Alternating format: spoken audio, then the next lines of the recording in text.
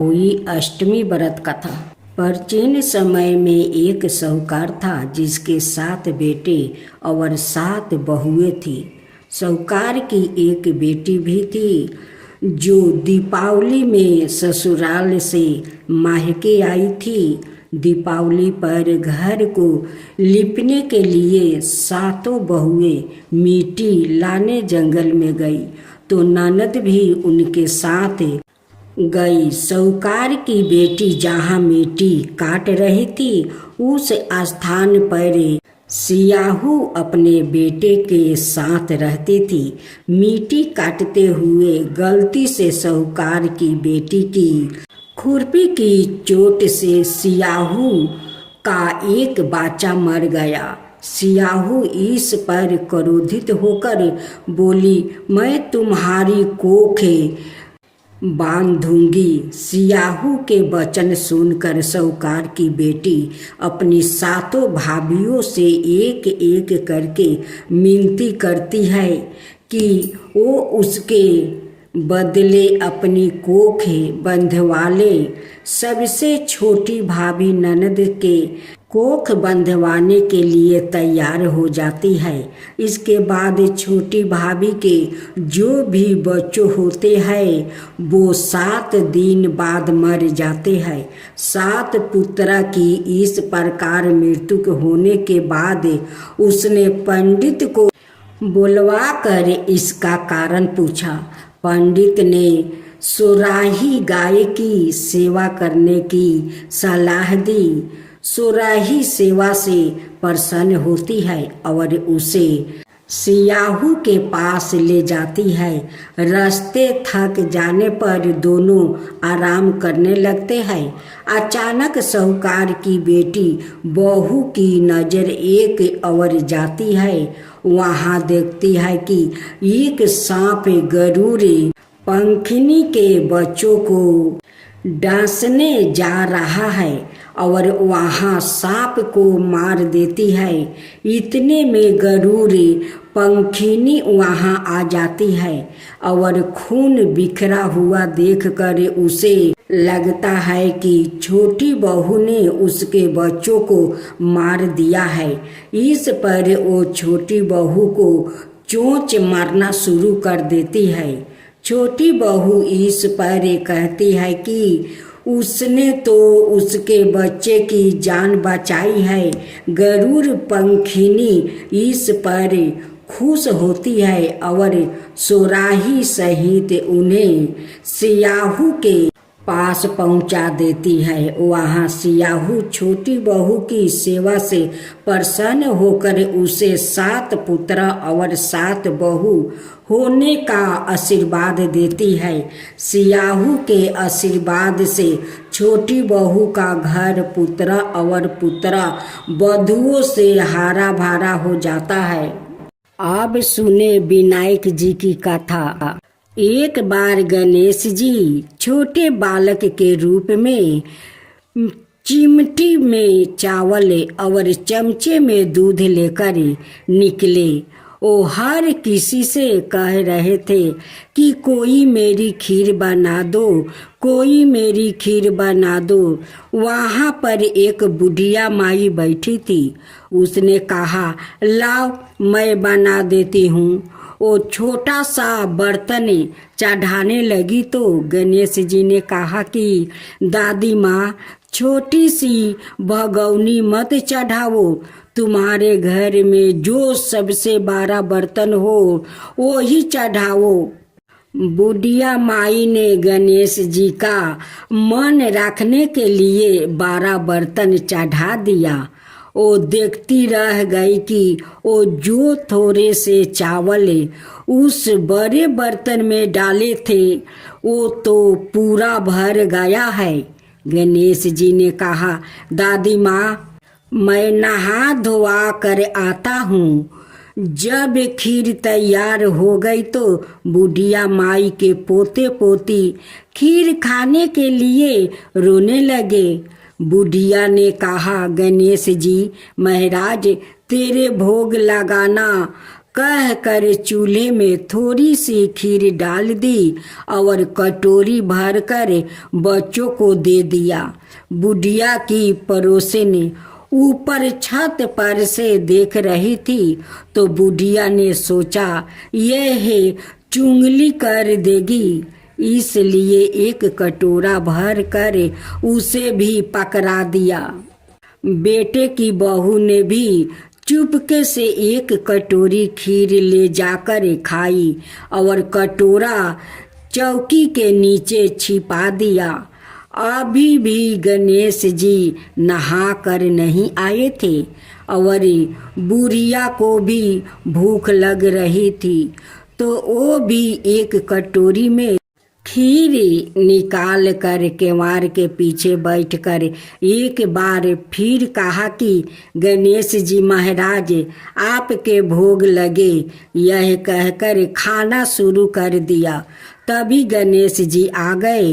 बुढ़िया माई ने कहा आ जा रे गणेश, खीर खा ले, मैं तो तेरा ही इंतजार कर रही थी।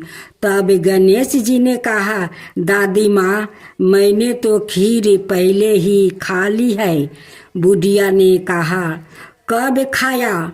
गणेश जी ने कहा जब तेरे पोते पोती ने खाई तब खाई थी, जब तेरी पड़ोसन ने खाई तब खाई थी और जब तेरी बहू ने खाई तब भी खाई थी और अब तूने खाई तो मेरा पेट पूरा ही भर गया। बुढ़िया ने कहा बेटा तेरी सारी बात सच है, लेकिन बहू बेचारी तो सुबह से काम में लगी रही है, तो फिर उसने खीर कब खाई? गणेश जी महाराज ने कहा चौकी के नीचे देख जूठा कटोरा पड़ा है, तूने तो मेरे भोग तो लगाया, वो तो बिना भोग के ही खा गई। बुढ़िया ने कहा बेटा घर की बात है, घर में ही रहने दो। अब बताओ बची हुई खीर का क्या करूं? गणेश जी ने कहा नगरी को जिमा दो। बुढ़िया माई ने पूरी नगरी जिमा दी, फिर भी बर्तन खाली नहीं हुआ।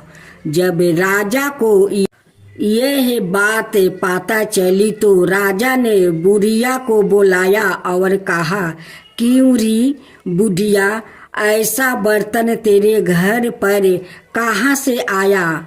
ऐसा बर्तन तो राजमहल में होना चाहिए। बुढ़िया ने कहा राजा जी इस बर्तन को आप ले लो। राजा जी ने खीर का बर्तन महल में मंगवा लिया। लाते ही खीर में कीड़े मकोड़े बिच्छू कंचूले हो गया और दुर्गंध आने लगी। यह देखकर राजा ने बुढ़िया से कहा बुढ़िया बर्तन वापस ले जा तुझे हमने दिया। बुढ़िया ने कहा राजा जी आप देते तो पहले ही कभी दे देते, यह बर्तन तो मुझे मेरे गणेश जी ने दिया है। बुढ़िया ने बर्तन वापस लिया, लेते ही सुगंधित खीर हो गई। घर आकर बुढ़िया ने गणेश जी से कहा बची हुई खीर का हम क्या करें?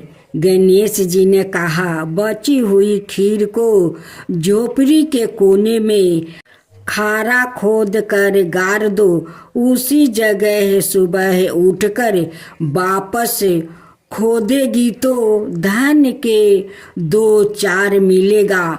ऐसा कहकर गणेश जी अंतर ध्यान हो गया। जाते समय झोपड़ी के लात मारते हुए गए तो झोपड़ी की जगह पर महल हो गया।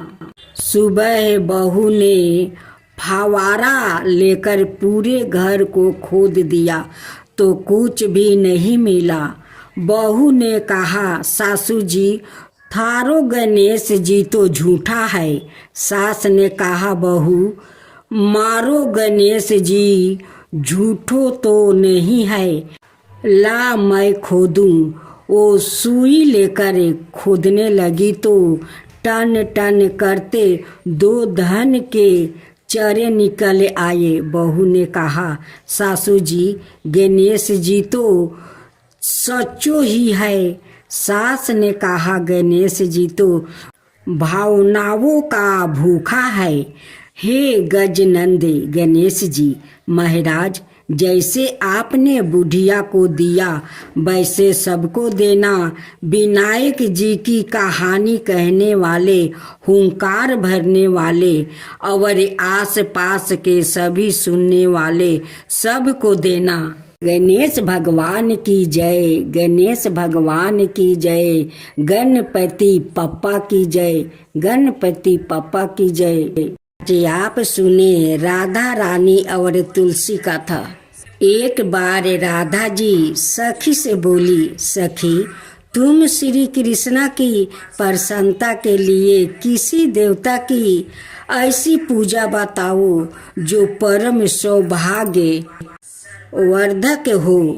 तब समस्त सखियों में से श्रेष्ठ चंद्रनना ने अपने हृदय में एक क्षण तक कुछ विचार किया, फिर बोली, राधे परम सौभाग्यदायक और श्री कृष्णा की भी प्राप्ति के लिए वरदायक व्रत है तुलसी की सेवा। तुम्हें तुलसी सेवन का ही नियम लेना चाहिए, क्योंकि तुलसी का यदि स्पर्श अथवा ध्यान नाम संकीर्तन आरोपण चेतन किया जाए तो महान पुण्य प्रद होता है। राधे, जो प्रतिदिन तुलसी की भक्ति करते हैं वो कोटि सहस्त्र योग तक अपने उस कृत्य का उत्तम फल भोगते हैं। मनुष्यों की लगाई हुई तुलसी जब तक शाखा पर शाखा बीज पुष्पा और सुंदर फूलों के साथ पृथ्वी पर बढ़ती रहती है, तब तक उनके वंश में जो जो जन्म लेता है वो सभी हो हजारों कल्पों तक श्री हरि के धाम में निवास करते हैं। जो तुलसी मंजीरी सिर पर राख कर परन त्याग करता है वो सैकड़ों पापों से युक्त क्यों ना हो, यमराज उन्हीं और देख भी नहीं सकते। इस प्रकार चंद्रनाना की कही बात सुनकर राजेश्वरी श्री राधा ने साक्षात श्री हरि को संतोष करने वाले तुलसी सेवन का व्रत आरंभ किया। केतकी वन में 100 हाथ गोला कर भूमि पर बहुत ऊंचा और अत्यंत मनोहर श्री तुलसी का मंदिर बनवाया, जिसकी दीवार सोने से जड़ी थी और किनारे किनारे पद्मराग मणि लगी थी। वो सुंदर सुंदर पने हीरे और मोतियों के परकोटे से अत्यंत सुशोभित था। उसके चारों ओर परिक्रमा के लिए गली बनाई गई थी, जिसकी भूमि चिंतामणि से मंडित थी। ऐसे तुलसी मंदिर के मध्य में भाग में हरे पल्लवों से सुशोभित तुलसी की स्थापना करके श्री राधा ने अभिजीत मुहूर्त में उनकी सेवा आरंभ किया। श्री राधा जी ने आश्वासन शुक्ल पूर्णिमा से लेकर चैत्र पूर्णिमा तक तुलसी सेवन व्रत का अनुष्ठान किया। व्रत आरंभ करने से उन्होंने प्रति मास पृथक पृथक रस से तुलसी को सींचा। कार्तिक में दूध से, मार्गशीर्ष में ईख से रस से, पूष में दरछा रस से, माघ में 12 मासी आम के रस से, फागुन मास में अनेक वस्तुओं से मिश्री के रस से और चैत्रा मास में पंचमृत से उनका सेचन किया और वैशाख कृष्णा प्रतिपदा के दिन उद्यापन का उत्सव किया। उन्होंने 2 लाख ब्राह्मणों को 56 भोगों से दीर्पित करके वस्तुओं और आभूषणों के साथ दक्षिणा दी। मोटे मोटे दिव्या मोतियों का 1 लाख भारा और स्वर्ण का 1 कुटी भारा श्री गंगाचार्य को दिया। उस समय आकाश से देवता तुलसी मंदिर पर फूलों की वर्षा करने लगे। उसी समय स्वर्ण सिंहासन पर विराजमान हरि प्रिया तुलसी देवी प्रकट हुई। उनके 4 भुजाएं थी, कमल दल के समान विशाल नेत्र थे। 16 वर्ष की अवस्था और सायम्य कांति थी। मस्तक पर हेमाम किरीट प्रकाशित था और कानों में कंचनमय कुंडल झलमला रहे थे। गरुड़ से उतर कर तुलसी देवी ने रंग वाली जैसी श्री राधा जी को अपनी भुजाओं से अंक में भर लिया और उनके मुख चंदर का चुंबन किया। तुलसी बोली, कालावती राधे, मैं तुम्हारी भक्ति से प्रसन्न हूँ। यहाँ इंद्रादि मन वृद्धि और चिंता द्वारा जो जो मनोरथ तुमने किया है वो सब तुम्हारे सम्मुख सफल हो गया है। इस प्रकार हरि प्रिया तुलसी को प्रणाम करके वृषभानु नंदिनी राधा ने उसे कहा, देवी, गोविंद के युगल चरणों में मेरी हृदय की भक्ति बनी रहे। तब तथास्तु कहकर हरि प्रिया अंतर्ध्यान हो गई। इस प्रकार पृथ्वी पर जो मनुष्य श्री राधिका के इस विचित्र उपाख्यान को सुनता है वो भगवान को पाकर कृत हो जाता है। अब सुने माँ लक्ष्मी जी की कथा। एक बूढ़ा ब्राह्मण था। वो रोज पीपल को जल से सींचता था। पीपल में से रोज एक लड़की निकलती है और कहती है, पिताजी, मैं आपके साथ जाऊंगी। यह सुनते सुनते बूढ़ा दिन पर दिन कमजोर होने लगा। तो बुढ़िया ने पूछा कि क्या बात है। बूढ़ा बोला कि पीपल से एक लड़की निकलती है और कहती है कि वो भी मेरे साथ चलेगी। बुढ़िया बोली कि कल ले आना उस लड़की को, जहाँ 6 लड़कियां पहले से ही हमारे घर में है, वहाँ 7वीं लड़की और सही। अगले दिन बूढ़ा उस लड़की को घर ले आया। घर लाने के बाद बूढ़ा आटा मांगने गया तो उसे पहले दिनों की अपेक्षा आज ज्यादा आटा मिला। जब बुढ़िया वो आटा सानने लगी तो लड़की ने कहा कि लाओ, मैं सान देती हूँ। जब वो आटा सानने बैठी तो परात भर गया। उसके बाद माँ खाना बनाने जाने लगी तो लड़की बोली कि आज रसोई में मैं जाऊंगी। तो बुढ़िया बोली कि ना, तेरे हाथ जल जाएंगे। लेकिन लड़की नहीं मानी और वो रसोई में खाना बनाने गई तो उसने तरह तरह के 36 व्यंजन बना डाली और आज भी भर पेट खाना खाया। इससे पहले वो आधा पेट खाकर भूखे ही रहते थे। रात हुई तो बुढ़िया का भाई आया और कहने लगा कि दीदी मैं तो खाना खाऊंगा। बुढ़िया परेशान हो गई कि अब खाना कहाँ से लाऊंगी। लड़की ने पूछा कि माँ क्या बात है। उसने कहा कि तेरा मामा आया है और रोटी खाएगा, लेकिन रोटी तो सबने खा ली है, अब उसके लिए कहाँ से लाऊंगी। लड़की बोली कि मैं बना दूंगी और वो रसोई में गई और मामा के लिए 36 व्यंजन बना दिया। मामा ने भर पेट खाया और कहा भी कि ऐसा खाना इससे पहले उसने कभी नहीं खाया है।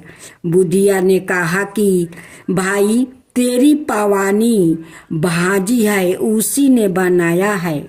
शाम हुई तो लड़की बोली कि माँ चौका लगा के चौके का दिया जला देना, कोठे में मैं जाऊंगी। बुढ़िया बोली कि ना बेटी तू डर जाएगी। लेकिन वो बोली कि ना मैं ना डरूंगी, मैं अंदर कोठे में ही सोऊंगी। चाहे कोठे में ही जाकर सो गई। आधी रात को लड़की उठी और चारों ओर आंख फाड़ी तो धन ही धन हो गया। वो बाहर जाने लगी तो एक बूढ़ा ब्राह्मण सो रहा था। उसने देखा तो कहा कि बेटी तू कहाँ चली। लड़की बोली कि मैं तो दलिद्रता दूर करने आई थी, अगर तुम्हें दूर करवानी है तो करवा लो। उसने बूढ़े के घर में भी आंखें से देखा तो चारों ओर धन ही धन हो गया। सुबह सवेरे सब उठे तो लड़की को ना पाकर उसे ढूंढने लगे कि पवानी बेटी कहाँ चली गई। बूढ़ा ब्राह्मण बोला कि वो तो लक्ष्मी माता थी जो तुम्हारे साथ मेरी दलिद्रता भी दूर कर गई। हे लक्ष्मी माता, जैसे आपने उनकी दलिद्रता दूर की वैसे ही सबकी करना। जय माँ लक्ष्मी, जय माँ लक्ष्मी।